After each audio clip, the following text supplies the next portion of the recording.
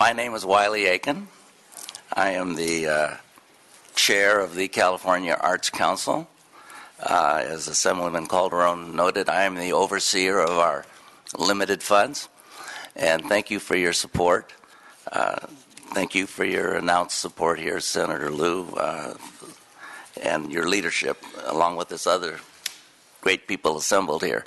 My first comments are going to be directed to the fact that I'm not only proud to be here on behalf of the staff and our council and as a representative of the arts community, and it was music to my ears, and you stole my opening line, Assemblyman Weber, because I can assure you that as a lawyer, I would not be in this room if it weren't for the arts. If it wasn't for the arts that we had in school, when my family, as so many other millions of people came to California to come to the greatest public school system in America at that time, where arts was in every classroom, in every school, and those of us who were not famous for our athletic talent had other places to go and other things to do to keep us engaged in school and engaged in reading, writing, and arithmetic. And that was the arts that were made available, whether it was music, creative writing, stage production, acting. All of that was made available to every student throughout the state of California. And we had the results where so many of us were the first to go to college in our families. So many of us were able to advance and enjoy the fruits of this incredible state. And it would not have happened except for the arts. So I hope to think that what brings us here today is the show that art works. And with your help, and your announced help, we are now going to start on a long journey to restore to the Golden State the art gold, which cannot always be measured in dollars, and which will reflect what truly makes this state great.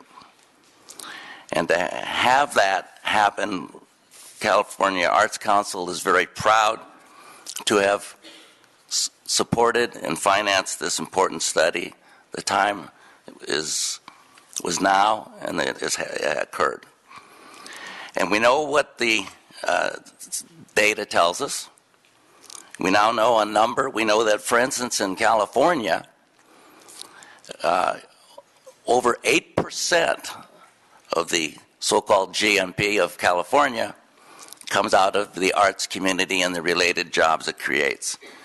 That is more than double the national number, where 3.2% of the GNP for this country.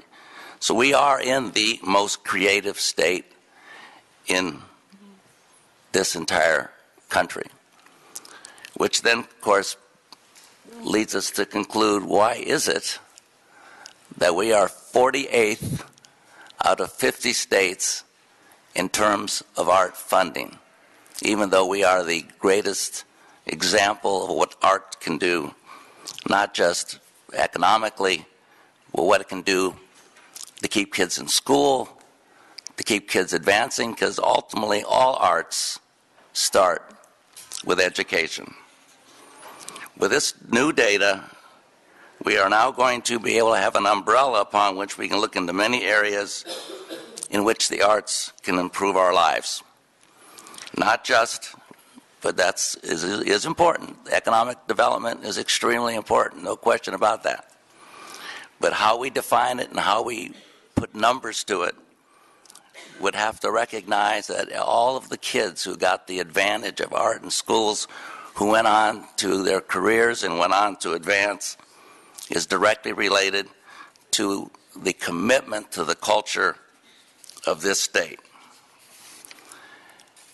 At the California Arts Council, we were fortunate last year to get a one-time major contribution from the Speaker's office of $2 million in order to boost and start the movement that hopefully has brought us here today.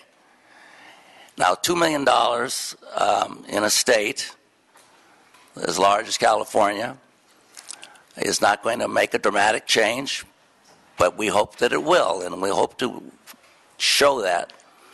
Our belief is that by utilizing that $2 million and taking on the programs we're taking on, it will be part of the seed that will grow into this incredible arch tree that we're going to be working on together today, such as investments in a turnaround school program to give concrete, clear evidence, as if we need more evidence. And as a trial lawyer, the evidence is overwhelming what arts can do for this state.